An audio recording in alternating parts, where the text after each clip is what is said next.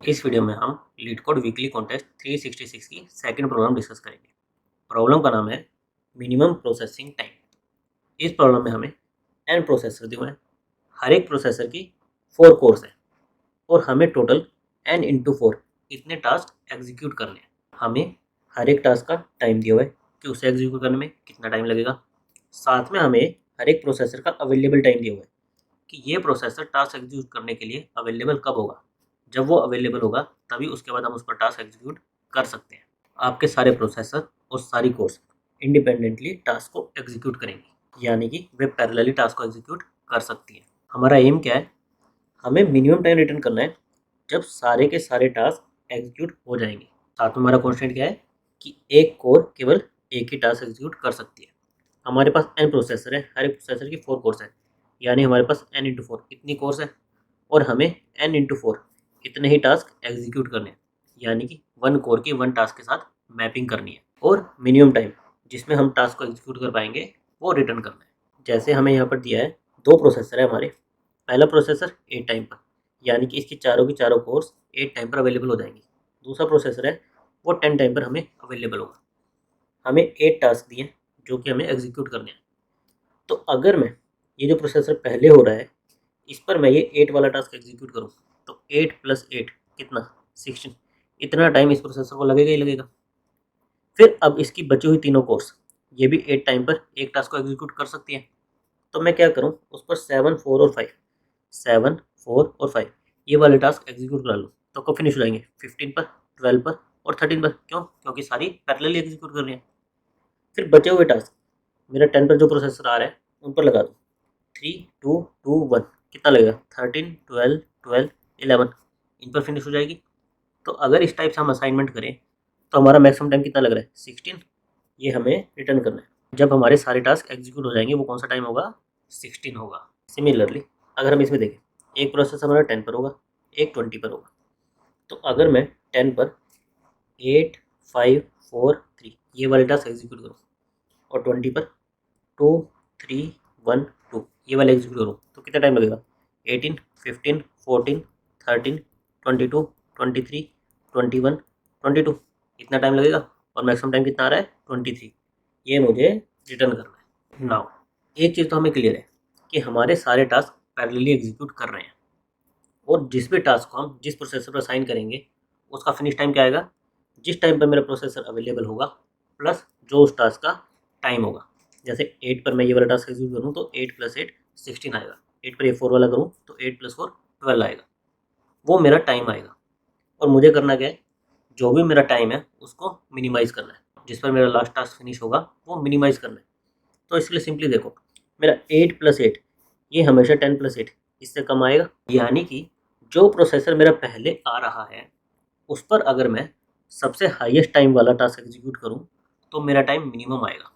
जैसे 8 और 10 इसमें से मुझे अगर 8 ये हाईएस्ट प्रोसेसिंग टाइम वाला टास्क चुनना है तो किस पर एग्जीक्यूट करूं, जो मेरा प्रोसेसर पहले अवेलेबल हो रहा है तो ही मेरा टाइम मिनिमम आएगा। तो मैंने 8 वाले पर 8 वाला टास्क एग्जीक्यूट कर दिया। अब इसके पास 3 और कोर बची है। ये मेरा सबसे हाईएस्ट अमाउंट ऑफ वाला टास्क था। अब मुझे सेम टाइम पर ये एग्जीक्यूट करना है। तो मेरे लिए बेनिफिशियल क्या होगा कि जो नेक्स्ट 3 बड़े टास्क हैं जैसे 7, 5 और 4 वो मैं इस पर एग्जीक्यूट करूँ, क्योंकि फिर इस प्रोसेसर का टाइम तो केवल इससे बाउंड है कि अवेलेबल टाइम प्लस जो भी मेरा हाईएस्ट टाइम आ रहा है उससे बाउंड है। यानी इसके बाद जो नेक्स्ट 3 टास्क भी करूँगा जो इसके बाद हाईएस्ट टाइम वाले होंगे वो भी 16 से तो पहले ही फिनिश हो जाएंगे। क्यों? क्योंकि अवेलेबल टाइम उन तीनों के लिए सेम है और उनका एग्जीक्यूशन टाइम इससे कम है। तो मेरे वो 16 से पहले पहले ही ख़त्म हो जाएंगे। यानी कि मेरे 8, 7, 4, 5 ये मेरे टास्क फिनिश हो गए और मेरे पास एक टाइम आ गया।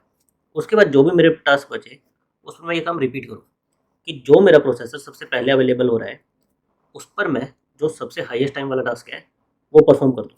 जैसे ये 3 मैं 10 पर परफॉर्म कर दूँ और फिर इसके बाद 3 जो कोर बची उस पर नेक्स्ट 3 हाईएस्ट टाइम वाले टास्क परफॉर्म कर दूँ। इस प्रोसेस को मैं रिपीट करता जाऊँ। बेसिकली मैं क्या कर रहा हूँ, जो सबसे पहले प्रोसेसर आ रहा है उस पर टॉप 4 टास्क, फिर नेक्स्ट प्रोसेसर आ रहा है उस पर नेक्स्ट 4 टास्क, फिर नेक्स्ट इस तरह से मैं अपने सारे टास्क को एग्जीक्यूट कर सकता हूँ और जो भी मेरा मैक्सिमम टाइम आए वो मैं आंसर में रिटर्न कर दूँ। उसके लिए हमें क्या चाहिएगा, हमारा कौन सा प्रोसेसर सबसे पहले अवेलेबल हो रहा है, फिर उसके बाद कौन सा अवेलेबल हो रहा है, उसके बाद कौन सा, यानी कि अगर हमारे पास प्रोसेसर अवेलेबल टाइम ये एक सॉर्टेड ऑर्डर में, सॉर्टेड इंक्रीजिंग ऑर्डर में, तो हमें सबसे पहले कौन सा अवेलेबल हो रहा है, फिर नेक्स्ट उसकी इन्फॉर्मेशन मिल जाएगी। हमें इस प्रोसेसर जो सबसे पहले अवेलेबल हो रहा है उस पर क्या करना है, जो मेरे टॉप 4 टाइम कंज्यूमिंग टास्क है उनको परफॉर्म करना है।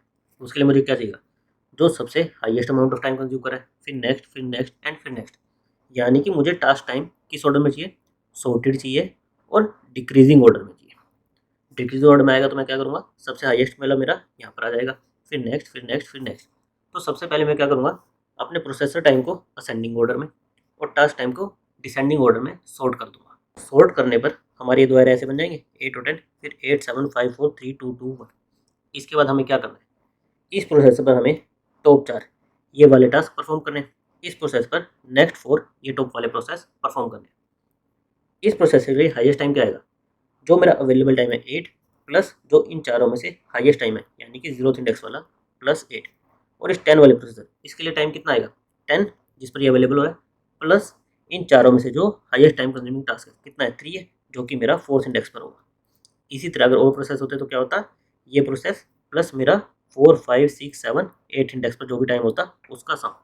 यानी कि हर एक प्रोसेस, फिर 0th फिर 4th फिर 8th फिर 12th फिर 16th, एवरी 4th प्रोसेस और उसका सम जो भी मेरा मैक्सिमम आ रहा होगा वो मुझे रिटर्न करना है। सबसे पहले हम क्या करेंगे, जो हमें प्रोसेसर टाइम ये वाला एरे दिया है इसको इंक्रीजिंग ऑर्डर में सॉर्ट कर देंगे, जो टास्क वाला एरे दिया है इसको डिक्रीजिंग ऑर्डर में सॉर्ट कर देंगे। इसके लिए हम क्या लगा देंगे, यहाँ पर ग्रेटर इंट, इसका मतलब है कि डिक्रीजिंग ऑर्डर में सॉर्ट कर दो। फिर हमें क्या करना था, हमें आंसर को मिनिमाइज करना था, तो हमने एक आंसर वेरिएबल ले लिया। हमें दो चीज़ चाहिए थी, एक हम प्रोसेसर एरे में 1 1 आगे बढ़ेंगे और एक हम टास्क एरे में 4 4 आगे बढ़ेंगे। प्रोसेसर में हम क्या कर रहे थे, एक एक आगे बढ़ रहे थे और उसकी 4 कोर्स थी, तो एक बार में 4 टास्क एग्जीक्यूट होंगे और हम टास्क एरे में इसलिए 4 4 आगे बढ़ेंगे। और हमें करना क्या था, प्रोसेसर आई जिस टाइम पर वो अवेलेबल हो रहा है प्लस जो इसका सबसे ज़्यादा टाइम कंज्यूमिंग टास्क है, इन दोनों का सम, ये प्रोसेसर अपने टास्क इस टाइम पर फिनिश करेगा। उसको हम आंसर से कंपेयर करते जाएंगे, जो भी मैक्स होगा वो हम आंसर में स्टोर कर लेंगे और लास्ट में उसी आंसर को हम रिटर्न कर देंगे।